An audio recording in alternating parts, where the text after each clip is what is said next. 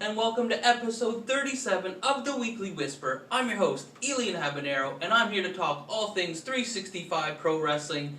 It's only like 2.5 weeks away from October 3rd, the next event from 365 Pro Wrestling happening in the Willow Point Hall. No matches have been announced, so next week will be an exciting episode. We kind of, in the back of our mind, if you've been following along as I have, think that there may be something between Liza Hall and Travis Williams again. And from what we've understood, Brett Matthews is scheduled to get a shot against Jordie Taylor for the Grand Championship, but nothing has been confirmed about Dr. Walls. And there's also been some rumblings in BC, so I think they're just figuring out, making sure that everything can run smoothly and they can follow all the guidelines and bylaws before they start announcing the matches and everything like that. But I'm getting excited. It's been some great episodes of The Whisper. Obviously my episode last week was one of my high viewed ones because it was right after the event took place. And, I sound really nasally today. And it was right after the event took place, and it's always good. We did some good editing and put some clips of the matches, but then last Wednesday was where it's at. That Twitch channel the 365 Twitch channel is becoming immensely popular, and it was such a great event to be a part of.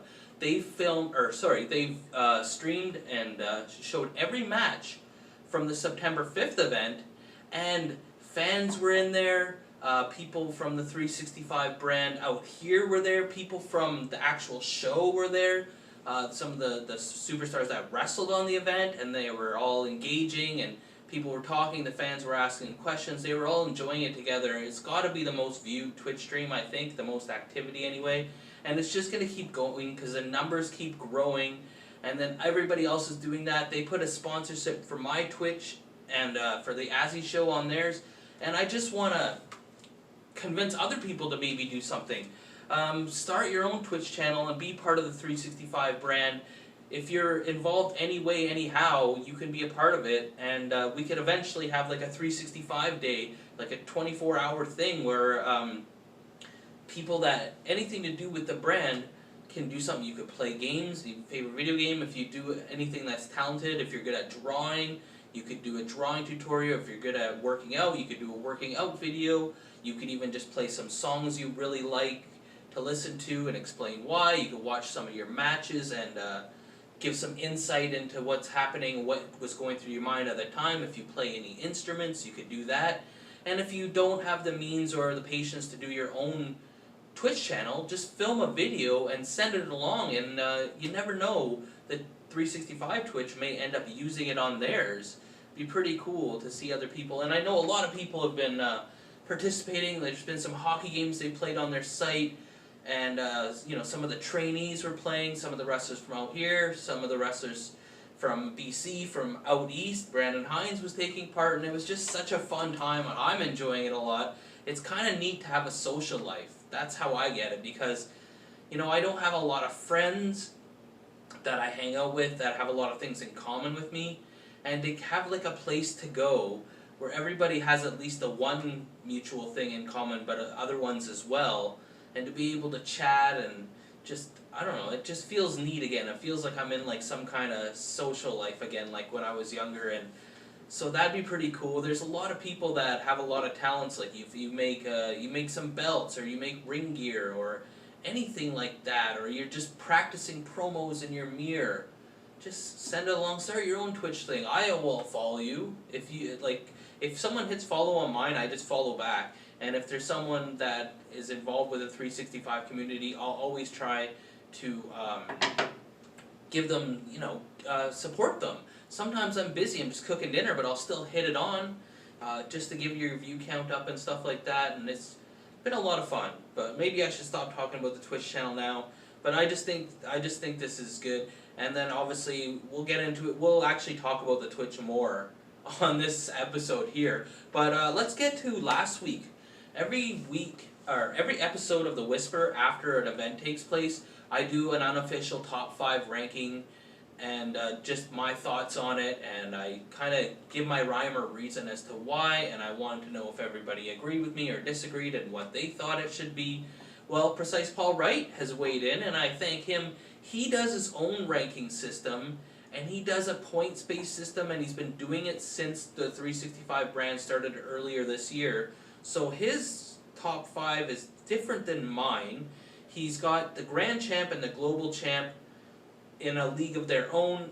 Jordie is ahead of Travis in points, and then the women's champion, global women's champion, Liza, her category is not as big because only women can compete for it, and so there haven't been any women competing lately other than her and Rhea. So the way Paul's rankings go is he gives 3 points for a pin or a submission win, he gives 2 points for a DQ or a countout win, and he gives 1 point for a draw, which is also what he takes away if you were to lose. So if you lose by a pin or submission, you lose 3 points.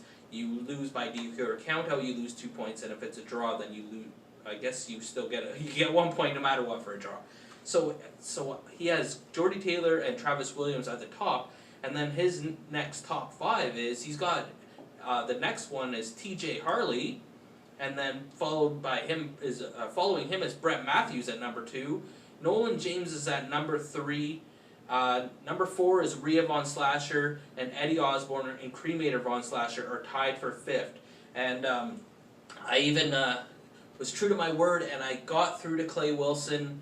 And he didn't really provide me any answers, but he gave me a statement. I asked him about why he was in BC, what came of that, was why he was only one, and he was pretty vague, but I do appreciate him giving me a quote that I was allowed to air on the Whisper. So here it is. When I asked Clay Wilson about why he went to BC and what he was doing out there and who helped him get there, any of the insight, he didn't give me any of that stuff, but this is his direct quote to the Weekly Whisper. Clay Wilson says, "There was an opportunity for me to take when no one else in Ontario was wrestling. Lots of people were complaining, but nobody else did a damn thing about it. I took the opportunity, and it was the best decision I've ever made. BC will see me soon. Sooner than they think." Sorry, BC will see me sooner than they think. Okay, and also, so every Wednesday is the big Twitch stream. They try and stream whenever they can, as far as just when they have time, the moderator has time. I got the cool little emoji thing with the X365 PR skull you type in with a capital S, and I think I had to use my chat points, which I have a lot of because I'm constantly just saying stupid things. But so they do their big Twitch stream is every Wednesday night, 7 p.m. Pacific time, 10 p.m. Eastern time. And so this week is a special, and I'm looking forward to this, on the Grand Champ, Jordie Taylor. Jordie Taylor will pick 5 matches that the 365, 5 365 matches that they have available on their YouTube channel or in the vault or whatever. He's going to pick 5 of them that he competed in for the brand that he likes the best, or for whatever reason. You never know the reasoning behind this, and I believe he will try to be in studio to explain this, or at least make some kind of a statement, but it's going to be a special night. It's going to be top 5 OGB Jordie Taylor, the Grand Champion, matches on the Twitch channel, which is really good. I watched some today or yesterday on Monday there, and I was kind of busy. You know, things are picking up out here, so I decided to do not a top 5 Jordie Taylor matches, but things you could look forward to in the matches is the top 5 Old Greedy Bastard, the Grand Champion, Jordie Taylor moves. Top 5 moves of Jordie Taylor. So we're gonna, and I even reached out to him for a comment because I just felt like he would know his moveset better than me, and he's constantly changing it up. And I didn't want to put ones from 2 years ago that maybe aren't as active in his repertoire anymore. So yeah, let's do this. The top 5 moves of the Grand Champ Jordie Taylor. At number 5, the Earthquake Splash. The reason it's called that is it's a tribute to Earthquake, John Tenta, another Vancouver boy. I don't know if you're familiar with Earthquake. He was part of the, he was managed by Jimmy Hart, then he was part of the Natural Disasters. He had some other different character names throughout his years, but probably most popular for the Earthquake one.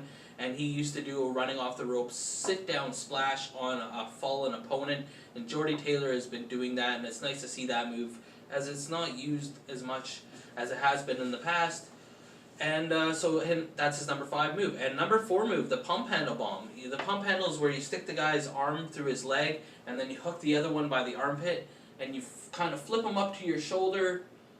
But that's not what Jordie Taylor does. He flips him up and then sits down with it into a power bomb, and that is his number 4 move in his arsenal. And then not a lot of people are going to put this in their arsenals if other people did this, but I would have picked this too if I was picking the list. Jordie Taylor's left-handed punch. Because one, not a lot of people throw punches nowadays. A lot of people are going to the forearms, one, because they don't know how to do it good, and, well, probably just one, they don't know how to do it good, and it doesn't look good. But Jordie Taylor throws that punch, and it's on point, and he's a lefty, and he just snaps it in there so quick. It's so effective, and it really grinds the opponent down on the mat. And I'm really happy to see someone using a punch again that effectively, and I wish more people would do it. And it easily makes it for me, and that's number 3. But this is not my list. Like I said, I reached out to the Grand Champion, and he was so gracious to give me his time. I mean, he's always about promoting himself, obviously, but I just felt like he should pick his top 5 best moves. Because it's not, I don't know if it's his favorite moves. I didn't ask that. If it's his favorite moves, or it's his most effective moves, or I don't know. So maybe we'll have to get him weigh in on that, or I should have asked him that before. So at number 2 is the Brain Claw. We've seen in the past the claw used to be such an effective finisher, and it's not.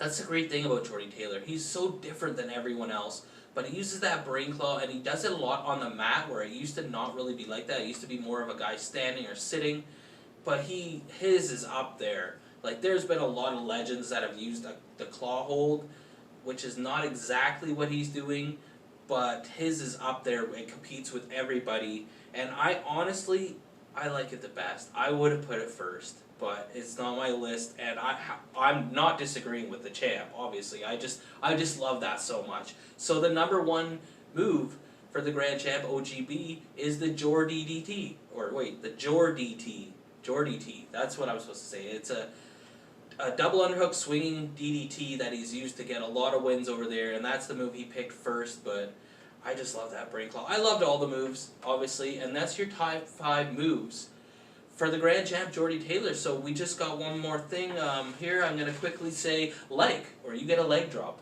Comment, or you get a clothesline. Subscribe, or you get a suplex. And share, or you get a sleeper. I'm your host, Elian Habanero. I love wrestling. Cuba!